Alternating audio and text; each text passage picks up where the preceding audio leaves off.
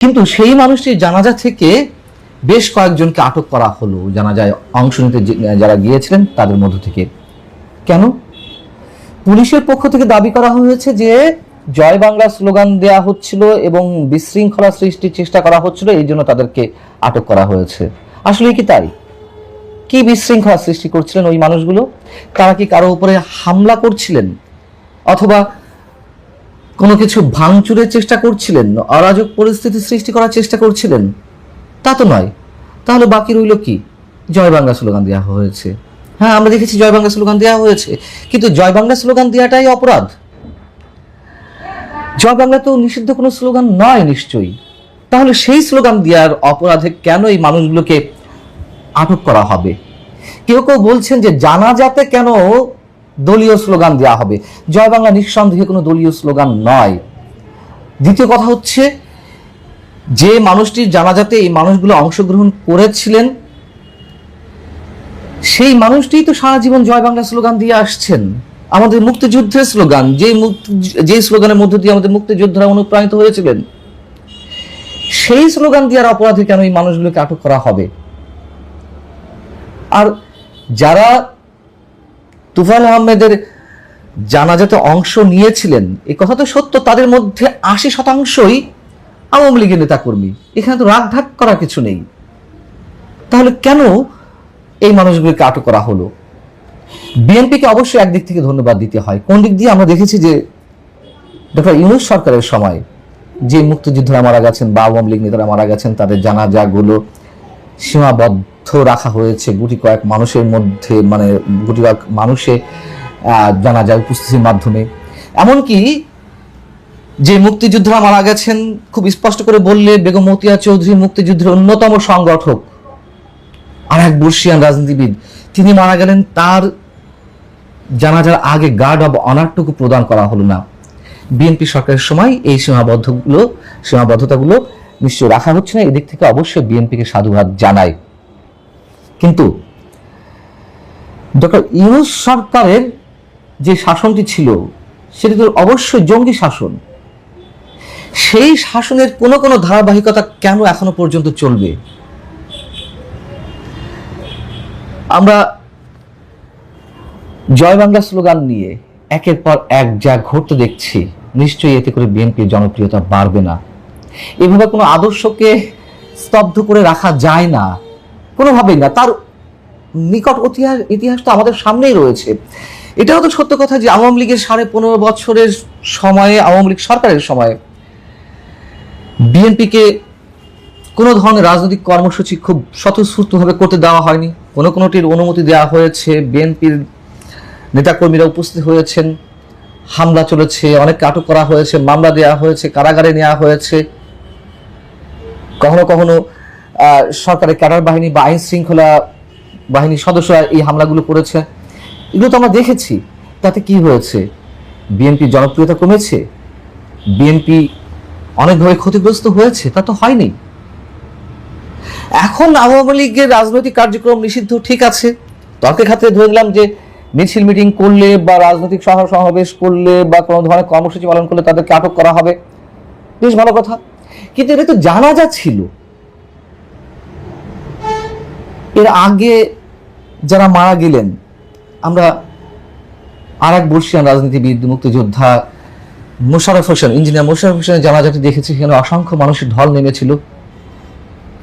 দুদিন আগে আর এক সংসদ সদস্য, 7 বারের সংসদ সদস্য মুক্তিযোদ্ধা রবিউল ইসলাম মারা গেলেন, তার জানাজাতেও মানুষের ঢল নেমেছে। এসব জানাজাতেও তো জয় বাংলা স্লোগান দেওয়া হয়েছে। কিন্তু আমার যদি ভুল না হয়ে থাকে, সেখান থেকে কাউকে আটক করা হয়নি। কিন্তু এখন কেন আটক করা হলো? আটক করা হলো এই যে একের পর এক জানাজাতে যেভাবে আওয়ামী লীগের নেতাকর্মীদের ঢল নামছে, তাতে সম্ভবত সরকার খানিকটা ভীত সন্ত্রস্ত, অথবা সরকারের মধ্যে ঘাপটে মেরে থাকা স্বাধীনতা বিরোধী শক্তির আদর্শ যারা লালন করেন, তাদের কেউ কেউ যে প্রশাসনে রয়েছেন, তাদের অতি উৎসাহের কারণে এই ঘটনাগুলো ঘটছে। কিন্তু আলটিমেটলি এই দায়িত্ব তো বিএনপির কাঁধেই চাপবে। নিশ্চয়ই বিএনপি এতে তো খুব বেশি লাভবান হবেই না, লাভবান দূরের কথা, বিএনপি যে ক্ষতিগ্রস্ত হচ্ছে এটি কি তারা বুঝতে পারছে? এবং এই যে জয় বাংলা স্লোগান মানে অবদমিত করার একটা চেষ্টা, সেই চেষ্টার মধ্যে দিয়ে এই যে একটু আগে বলছিলাম বিএনপি এক্সাম্পল দিচ্ছিলাম, আওয়ামী লীগ সরকারের সময় 15.5 বছর, এটা বিএনপি তো ক্ষতিগ্রস্ত হবেই, আওয়ামী লীগ লাভবান হবে, আর এদিকে বিএনপি তার নিজের অজান্তে যে কাজটি করছে তাতে জামাত ইসলামী কিংবা এনসিপি অথবা স্বাধীনতা বিরোধী শক্তিগুলোকেই আরো শক্তিশালী করছে, যেটি বিএনপির জন্য অনেক বেশি বুমেরাং হতে পারে। এই বিষয়টি বিএনপি যত দ্রুত অনুধাবন করবে সম্ভবত বিএনপির জন্যই ভালো। যারা আটক হয়েছেন হয়তো তাদেরকে কারাগারে যেতে হবে, মাসের পর মাস থাকতে হবে, লাভটা কি? কতজন মানুষকে এইভাবে আটকে রাখা সম্ভব? এখনো যদি এই মানসিকতা নিয়ে বিএনপি সরকার সামনের দিকে এগোতে চায়, এমনিই নানান ধরনের বিপদের মধ্যে রয়েছে বিএনপি জাতীয় বা আন্তর্জাতিকভাবে, এটি করে বিএনপি নিজের জন্য বিপদ দিকে নিয়ে আসছে। এই কথাগুলো খুব হালকা মনে হতে পারে, কিন্তু বাস্তবতা এটি, আমরা দেখে এসেছি, আমাদের সামনে নিকট এই ইতিহাস রয়েছে। এবং আরেকটি বিষয় লক্ষ্য করার মতন যে এই জানাজাগুলো তো সেটি ইঞ্জিনিয়ার মোশাররফ হোসেনের জানাজা হোক কিংবা তোফায়েল আহমেদ সাহেবের জানাজা হোক, এই ধরনের অনুষ্ঠানেও আওয়ামী লীগের নেতৃস্থানীয় কারো উপস্থিতি আমরা দেখছি না। নেতৃস্থানীয় বলতে সবার নামে তো মামলা নেই, যাদের নামে মামলা নেই তাদের উপস্থিতিও আমরা দেখছি না, তার কারণ তারা এখনো পর্যন্ত এই ধরনের অনুষ্ঠানে যেতেও অনেকখানি ভীত সন্ত্রস্ত। কখন না জানি তাদেরকে আবার আটক করা হয়, তাদের নামে মামলা দেওয়া হয়, কারাগারে নেওয়া হয়। যদিও তোফায়েল আহমেদের জানাজাতে আমরা সাবেক মন্ত্রী সাবির হোসেন চৌধুরীকে দেখেছি, যার নেতৃত্বে রিফাইন্ড আওয়ামী লীগ গড়ে তোলার একটা কথাবার্তা দীর্ঘদিন ধরে শোনা যাচ্ছে। আমরা মুক্তিযুদ্ধের আরেক সংগঠক সাবেক মন্ত্রী লতিফ সিদ্দিকীকে দেখেছি, বঙ্গবীর কাদের সিদ্দিকীকে দেখেছি, কিন্তু নেতৃস্থানীয় কাদের সিদ্দিকী বা লতিফ সিদ্দিকী তো আর এই মুহূর্তে আওয়ামী লীগের না। অসংখ্য মানুষের যে উপস্থিতি সেটি তো রোধ করা যাচ্ছে না, রোধ করা সম্ভব না। প্রিয় দর্শক, নিশ্চয়ই আপনারা এতক্ষণে সবাই জেনে গেছেন যে 69-এর গণঅভ্যুত্থানের নায়ক, ইতিহাসের অন্যতম বীর, মুক্তিযুদ্ধের অন্যতম সংগঠক, মুজিব বাহিনীর প্রধান তোফায়েল আহমেদ শেষ নিঃশ্বাস ত্যাগ করেছেন। তিনি দীর্ঘদিন শয্যাশায়ী ছিলেন, তার কথাবার্তা বন্ধ হয়ে গিয়েছিল, স্মৃতিশক্তি নষ্ট হয়ে গিয়েছিল। তাকে নিয়ে নিশ্চয়ই অনেক ধরনের স্মৃতি রয়েছে অনেকের, আমাদের ইতিহাসের পাতায় পাতায় তোফায়েল আহমেদের নাম জড়িয়ে রয়েছে। কিন্তু তিনি মোটামুটি শেষ বয়সের দিকে এসে রাজনীতিতে এবং একই সঙ্গে দেশের বাস্তবতায় যেই অপ্রিয় বাস্তবতার মুখোমুখি হয়েছিলেন সেটি কেবল বারবার মনে পড়ছে আমাদের। তিনি 1996 সালে যখন আওয়ামী লীগ 21 বছর পর ক্ষমতায় এলো, তখন সেই সরকারের বাণিজ্য মন্ত্রী ছিলেন ঠিকই। পরবর্তীতে যখন 2008-এ আওয়ামী লীগ ক্ষমতায় এলো, তাকে কিন্তু মন্ত্রিসভায় নেওয়া হলো না। 2014 নির্বাচনের আগে যে নির্বাচনকালীন সরকার গঠিত হয়েছিল সেখানে তিনি স্থান পেয়েছিলেন। 2014 নির্বাচনের মাধ্যমে যে সরকার গঠিত হয়েছিল সেখানে তিনি আর একবার মন্ত্রিত্ব পেয়েছিলেন, কিন্তু 2018 কিংবা 2024-এর তাকে তো আনা হয়নি, রাখা হয়নি। এমনকি সংস্কারবাদী হিসেবে, আওয়ামী লীগের মধ্যে সংস্কারবাদী হিসেবে তাকে দল থেকে মোটামুটি এক ধরনের ছিটকে ফেলে দেওয়া হলো। তাকে রাখা হলো উপদেষ্টা পরিষদের সদস্য হিসেবে, প্রেসিডিয়াম সদস্য কিংবা আওয়ামী লীগের কার্যনির্বাহী কমিটিতে তাকে গুরুত্বপূর্ণ কোনো স্থানে রাখা হলো না। কেন রাখা হলো না? কেন রাখা হলো না আমরা সবাই জানি, সে বিষয়ে পরে আসছি। আমি 2013-র দিকে ভোলাতে আমার পেশাগত কাজের জন্য গিয়েছিলাম, বিশেষ রিপোর্ট করার জন্য। তখন কয়েকটি সাইড স্টোরি করতে গিয়ে তোফায়েল আহমেদের সাক্ষাৎকার দরকার ছিল। তার আগেই তিনি নাকি আমাকে খুঁজছিলেন যে কোনো কারণে, সেগুলো অন্য বিষয়। তো সেই সময়টিতেই একান্ত সান্নিধ্যে যাওয়ার সুযোগ আমার হয়েছিল। তার আগে পরে তার সাথে নানান সময় নানান ধরনের কথাবার্তা হয়েছে, দেখা সাক্ষাৎ হয়েছে পেশাগত কাজের জায়গা থেকে অবশ্যই। কিন্তু ওই সময়টিতে একান্ত সান্নিধ্যে আমি গিয়েছিলাম দীর্ঘ সময়ের জন্য, এবং সেই সময়ের সুযোগে তাকে প্রশ্ন করেছিলাম যে 2014 সালে যে নির্বাচনটি হতে যাচ্ছে বা হওয়া না হওয়া নিয়ে একটি গুঞ্জন চলছে, বিশেষ করে তত্ত্বাবধায়ক সরকার যখন বাতিল করে দেওয়া হলো আমাদের সংবিধান থেকে, সেই জায়গা থেকে তাকে আমি জিজ্ঞাসা করেছিলাম যে তুফাইল ভাই, নির্বাচন কি আদৌ হচ্ছে অথবা প্ল্যানিংটি কি আওয়ামী লীগের? তিনি আল্লাহকে সাক্ষী রেখে বলেছিলেন যে খোদার কসম পান না, আমি কিছুই জানি না, আমরা কিছুই জানি না। তুফাইল আহমেদের মতন মানুষ দেশে জাতীয় নির্বাচন আদৌ হচ্ছে কিনা বা হলেও কোন ফরম্যাটে হবে, বিএনপিকে ছাড়াই হবে নাকি বিএনপিকে যেভাবে হোক আনা হবে, এসবের কিছুই জানতেন না। এই কথাগুলো এই জন্যই বলছি যে আওয়ামী লীগের মধ্যে শেষ সময় এসে তিনি কতটা অচ্ছুত ঠিক বলবো না, অপ্রয়োজনীয় হয়ে পড়েছিলেন নীতি নির্ধারণী জায়গা থেকে। তিনি বলছিলেন যে একমাত্র শেখ হাসিনা আর আল্লাহ ছাড়া সম্ভবত আর কেউ জানেন না যে কি হতে যাচ্ছে। আমি এটি বলছি 2013 সেপ্টেম্বরের দিকের কথা। শেখ হাসিনাকে বা আমরা যে কোনো দলের প্রধানকে দেখি যে তাদের দলের যারা নেতাকর্মী রয়েছেন একেবারে ঈশ্বরের পর্যায়ে নিয়ে যান। সেটি শুধু যে শেখ হাসিনার ক্ষেত্রে তা নয়, বিএনপির মধ্যেও যখন খালেদা জিয়া ছিলেন তখন খালেদা জিয়া, বা এখন যেমন তারেক রহমান রয়েছেন, তারেক রহমানের ক্ষেত্রেও একই কথা বলা যায় যে তারা ঈশ্বরের আসনে চলে যান বা নেতাকর্মীরা তাদেরকে ঈশ্বরের আসনে বসান। মনে হয় যেন তাদের কোনো ভুল নেই। এই যে তোফায়েল আহমেদ হয়তো তিনি পারিবারিক রাজনীতির বাইরে এসে বাংলাদেশের রাজনীতিটাকে দেখতে চেয়েছিলেন, আমি ডেফিনেট করে এই বিষয়ে কিছু বলতে পারবো না, তবে গুঞ্জন রয়েছে বা কোনো কোনো ক্ষেত্রে হয়তো সেগুলো প্রমাণও কেউ দিতে পারবেন। সেগুলো চাওয়া কি খুব অপরাধ?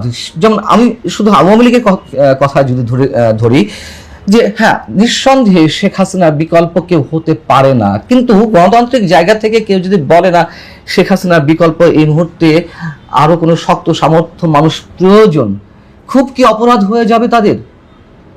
কিন্তু এই যে সংস্কারবাদী হিসেবে যাদেরকে দূরে রাখা হলো, তোফায়েল আহমেদ, সুরঞ্জিত সেনগুপ্ত কিংবা আব্দুর রাজ্জাক বা আমির হোসেন আমিদের মতো মানুষেরা, কতটা লাভবান হয়েছে আওয়ামী লীগ?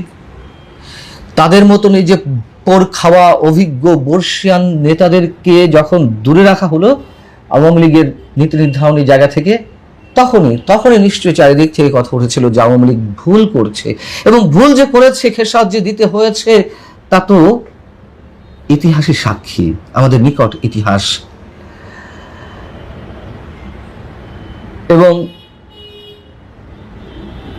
ইতিহাসের অন্যতম একটি বিপজ্জনক অবস্থানে রয়েছে আওয়ামী লীগ এই মুহূর্তে, খুবই স্বাভাবিক, এগুলো আর ব্যাখ্যা বিশ্লেষণের কোনো প্রয়োজন নেই।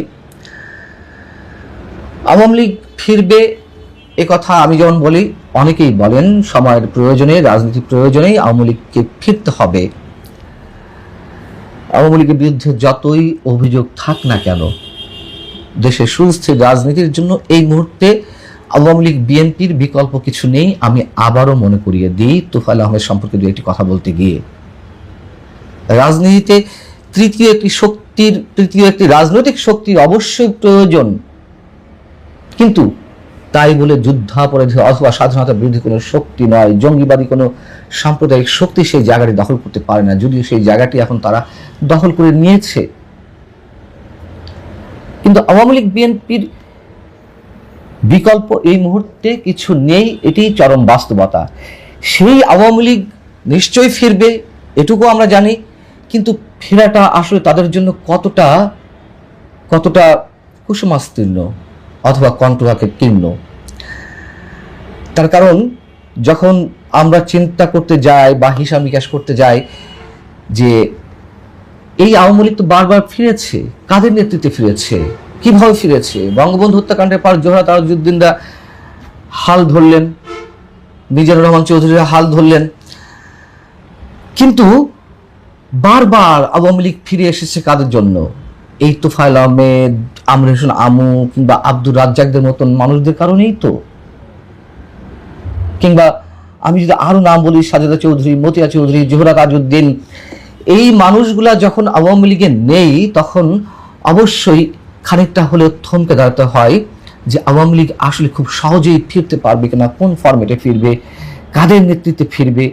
যখন তোফায়েল আহমেদের মতন মানুষদেরকে, সঞ্জিত সেনগুপ্ত কিংবা আব্দুর রাজ্জাক বা আমির হোসেন আমুদের মতো মানুষদেরকে রাজনীতিতে অনেকটাই কোণঠাসা করে ফেলা হলো, কারা এসে সেই জায়গাগুলো দখল করলো? যেমন ওই যে একটি কথা আমি সবসময় বলি, যখন কোনো সমাজে বা রাষ্ট্র রাজনৈতিক শূন্যতা সৃষ্টি হয়, সেই জায়গাটি পূরণ করে নেয় জঙ্গিবাদ বা চরমপন্থা মতো শক্তিগুলো। ঠিক আওয়ামী লীগের রাজনীতিতে যখন তোফায়েল আহমেদের মতো মানুষেরা থাকেন না, জোহরা তাজউদ্দিন, আমির হোসেন আমু, সঞ্জিত সেনগুপ্ত, আব্দুর রাজ্জাক কিংবা সাজা চৌধুরী, মতিয়া চৌধুরীদের মতো মানুষরা থাকেন না, তখন সেই জায়গা দখল করে নেয় হাইব্রিড আওয়ামী লীগেরা। এই হাইব্রিড আওয়ামী লীগারদের জন্যই দলকে নিশ্চয়ই অনেক ধরনের, আওয়ামী লীগকে অনেক ধরনের পে করতে হয়েছে, সেটি স্বাভাবিক। এবং আরেকটি কথা মনে না করলেই, মানে না তুললেই নয়, সেটা হচ্ছে যে রাষ্ট্র যে কতটা অমানবিক হতে পারে ক্ষেত্র বিশেষে, তা তো আমরা সবসময় দেখছি, নানান ক্ষেত্রে নানানভাবে। যদি এই যে মুক্তিযুদ্ধের অন্যতম সংগঠক, 69-এর গণঅভ্যুত্থানের নায়ক তোফায়েল আহমেদের ক্ষেত্রেই ধরি, শেষ বয়সে এসে তাকে একটি মামলার মুখোমুখি হতে হলো। সেই যে 2 যুগ আগের একটি মামলা, দুদকে 2002 সালে একটি মামলা দায়ের করা হয়েছিল তার বিরুদ্ধে 1,24,00,000 টাকা আত্মসাতের দায়ে। তার বেস কতটুকু ছিল, সত্য কতটুকু ছিল এই মামলায় আমরা জানি না, থাকতেও পারে। কিন্তু প্রশ্ন হচ্ছে যে কেন 2002 সালে তো বিএনপি ক্ষমতায় ছিল, কেন সেই মামলা তখন কোনো রফাদফা করা হলো না? কেন 24 বছর পর এসে সেই মামলাটি আবার পুনরুজ্জীবিত করা হলো, বিচার কাজ শুরু হলো তার অ্যাবসেন্সে, যখন কিনা তোফায়েল আহমেদের মতন মানুষ, রাজনীতির একজন প্রবাদ পুরুষ, একেবারে শয্যাশায়ী, স্মৃতিশক্তি লোপ পেয়ে গেছে, কথা বলতে পারে না, সেই অবস্থায় তার বিরুদ্ধে মামলা চলবে? এটি হয়? বলবেন যে আইন তো আইনের গতিতে চলবে, না, আইন আইনের গতিতে চলে না, সম্পূর্ণ বাজে একটি কথা, এগুলো সব পুস্তকের কথা, নীতিবাক্য, চলে না। সেই জিনিসটা আমরা দেখলাম আবার, একজন মৃত্যু পথযাত্রী, তার বিরুদ্ধে বিচার কাজ শুরু হয়। আহা, কি আদর্শিক রাষ্ট্রে পৌঁছে গেল এই দেশটি। এবং তোফায়েল আহমেদ যখন স্মৃতিশক্তি লোপ পেল, তিনি কথাবার্তা বলতে পারছেন না, তিনি কাউকে চিনতে পারছেন না, একেবারে তার শারীরিক অবস্থা ঝরা পাতার মতন, তখন বিরোধী দলের কিছু মানুষেরা নানান ধরনের কথা শুরু করলো যে এগুলো প্রকৃতির দান, এগুলো প্রকৃতির অভিশাপ। তোফায়েল আহমেদও বিএনপি কোনো নেতাদের নিয়ে কোনো ধরনের মন্তব্য করেছেন, অযাচিত মন্তব্য করেছেন, একেবারে বোগাস কথাবার্তা। বোগাস এই জন্য বলছে, হয়তো তিনি বলেছেন, রাজনীতির জায়গা থেকে আক্রমণাত্মক বক্তব্য দিয়েছেন, কিন্তু এই ধরনের মন্তব্য করতে হবে একজন মানুষ যখন কিনা শয্যাশায়ী, পুরোপুরি মৃত্যু পথযাত্রী। এটি হয়? এই হচ্ছে আমরা আমাদের মানসিকতাকে এতটা অধপতন নিয়ে গেছে শুধুমাত্র রাজনৈতিক খেলার জায়গা থেকে। হয়তো বিএনপি নিশ্চয়ই অনেকে অনেক ধরনের মন্তব্য করেছেন, আওয়ামী লীগের অনেকে অনেক ধরনের মন্তব্য করেছেন যে বিএনপি কোনো নেতা মৃত্যুতে করেছেন, সত্য কথা। আমার কথা হচ্ছে কেন এটি হবে? কেন আমরা এমন নিম্ন রুচির পরিচয় দিব, এমন বিকৃত মানসিকতার পরিচয় দিব? আমরা আমাদের রাজনীতি সুস্থ হয়ে উঠুক, আমাদের রাজনীতির সংস্কৃতিটি অন্তত একটা পুরোপুরি আদর্শিক জায়গায় না পৌঁছাক, ন্যূনতম একটা সভ্য জায়গায় তো পৌঁছাবে। আজকে মনে করুন যে তোফায়েল আহমেদের স্মৃতির শক্তি যদি কিছুটাও হতো, সামাজিক যোগাযোগ মাধ্যমে একসময় তাকে নিয়ে যে নেতিবাচক কথাবার্তাগুলো উঠেছে, এই রাষ্ট্র জন্মদানের পিছনে তো তোফায়েল আহমেদরা ছিলেন। বাস্তবতা, রক্ষী বাহিনীর কথা বলবেন, থাকতে পারে, আমি তো বলেছি কোনো মানুষই বিতর্কের ঊর্ধ্বে নয়, হয়তো তারও কোনো ধরনের ভুল থাকতে পারে, তাই বলে যেমন ইচ্ছে শব্দ ব্যবহার করা হবে ইতিহাসের এই বীরদেরকে নিয়ে, নিশ্চয়ই সেটি সমর্থন করা যায় না। তোফায়েল আহমেদ ওপারে ভালো থাকবেন, আমরা সে প্রত্যাশাই করি।